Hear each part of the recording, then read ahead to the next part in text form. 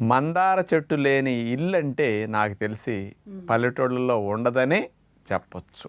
ఆ మందార ఆకులు, ఆ మందార పువ్వులు అందరి జుట్టు పాలిటే ఒక వరం అని చెప్పొచ్చు. చాలామంది మందార పువ్వులు, మందార ఆకులు ఏదో రసాలు తీసి పెడుతుంటే ఏదో పిచ్చి జనాలు ఏది పెడితే అది పుస్తే వస్తాయి అనుకునేవాడిని నేను కూడా. కానీ ఏంటి ఇంతంతమంది మందార మందార మందార ఎవరి నోటిన్నా మందార అంటున్నారని, దాన్ని అసలు సైంటిఫిక్ స్టడీస్ ఏమైనా ఉన్నాయా, ఎవరైనా చేశారా అని వెరిఫై చేసాం.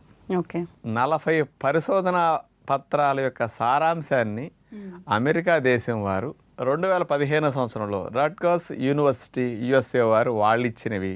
ఇంకొక స్పెషల్ది తెల్ల చుట్టు రాకుండా నలుపుగా ఎక్కువ రోజులు ఉండేటట్టు మందారాకులు చేస్తున్నాయని central leather research institute Chennai వారు 2003 సంవత్సరంలో పరిశోధన చేసి మందారాకుల మీద స్పెషల్గా ఇవ్వటం జరిగింది.